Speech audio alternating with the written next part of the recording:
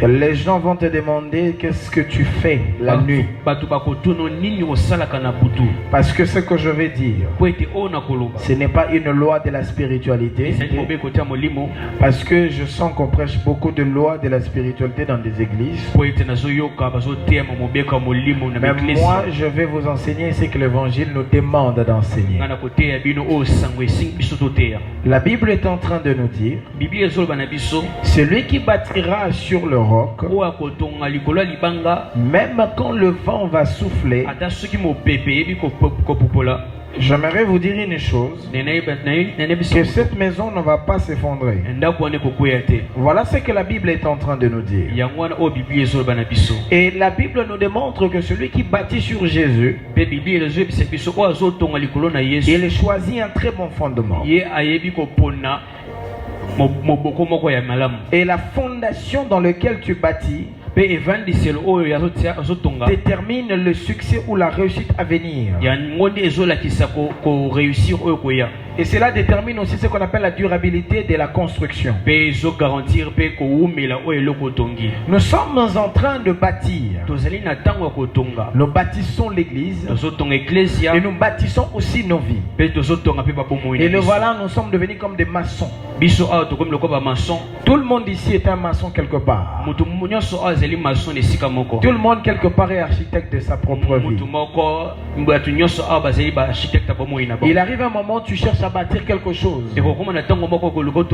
Et le bonheur de toute personne qui bâtit, il veut que le chef-d'œuvre puisse finir et que ça puisse durer le plus longtemps possible. Vous savez, quand je regarde parfois dans le documentaire, on nous montre par exemple les pyramides qui sont en Égypte. Là, vous sentez que ces gens avaient vraiment pris leur temps de bâtir.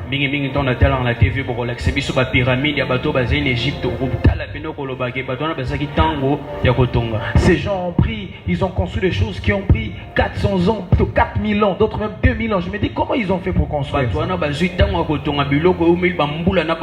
Et parfois, il y a même des débats où les gens disent ces pyramides, vraiment, ce n'est pas les hommes qui ont bâti, c'est sûr, ce sont des extraterrestres. À cause de la qualité et de la durabilité. Et nous sommes aussi appelés à construire une église qui doit durer après nous. Parce que nous ne sommes pas éternels. Je ne suis pas éternel. La meilleure des choses, c'est de construire enfin que la chose continue à vivre. Même après moi, même après toi, même après nous tous qui sommes ici en ces lieux, que cette construction, cette église puisse subsister. Et la meilleure fondation, c'est Jésus.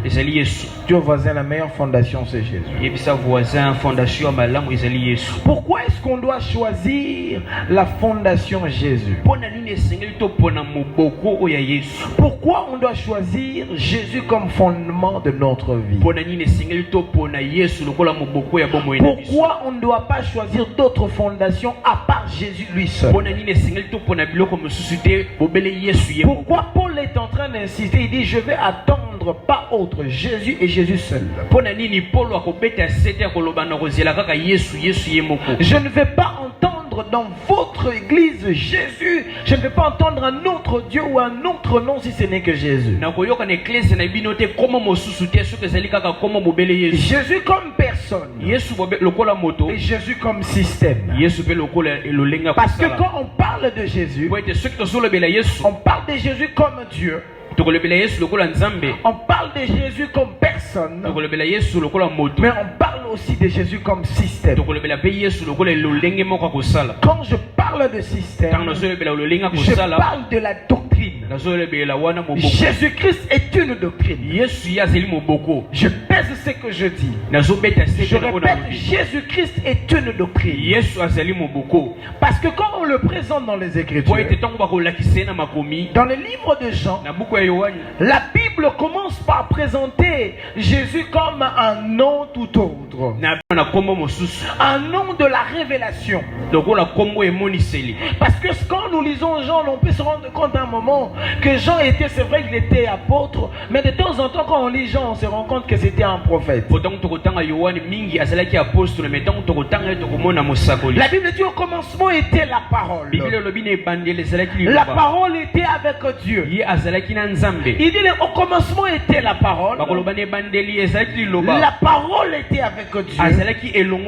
La parole était Dieu. Elle était au commencement avec Dieu. Toutes choses ont été faites par elle. Rien de ce qui a été fait n'a été fait sans elle. En elle était la vie, et la vie était la lumière. Quand vous lisez ce texte en français ici, vous allez vous rendre compte d'une chose. On dit au commencement était la parole. Mais quand on regarde la parole, ce qui est curieux, le mot parole là-bas n'est pas écrit en petit p, c'est en grand P. Mais on se rend compte qu'il parle d'une personne qui s'appelle parole. Parce que quand Jean présente Jésus, il le présente d'abord au nom de la parole. Il ne présente pas d'abord au nom de Jésus le Sauveur. Mais au commencement, il le présente à un nom. Et son nom c'est la parole. Plus loin quand nous lisons dans Apocalypse, la Bible dit qu'il y avait un homme qui était assis sur un cheval. Et sur sa cuisse était écrit un nom. Et le nom était écrit parole. La parole. La parole. J'aimerais vous dire une chose. Au commencement de toute chose, quand tu dis que Jésus-Christ est le commencement de ma vie, en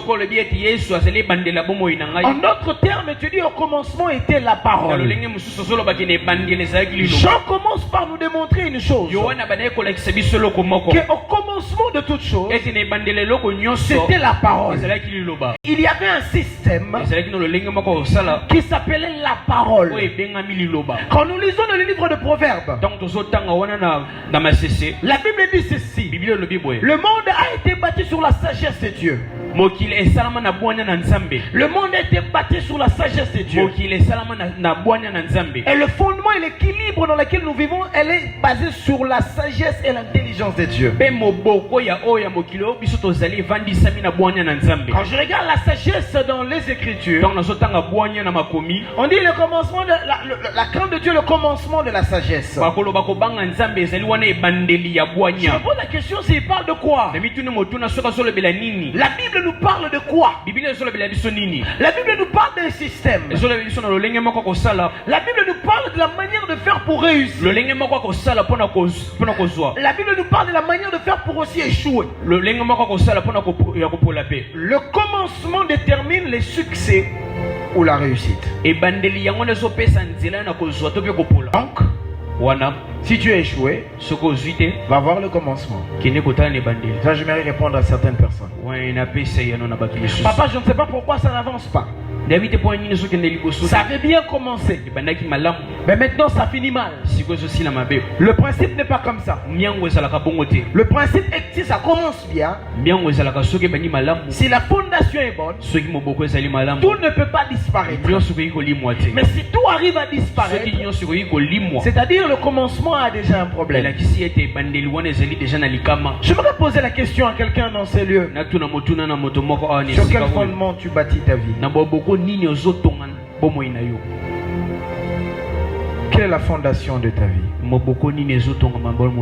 Quelle est la fondation de ta vie?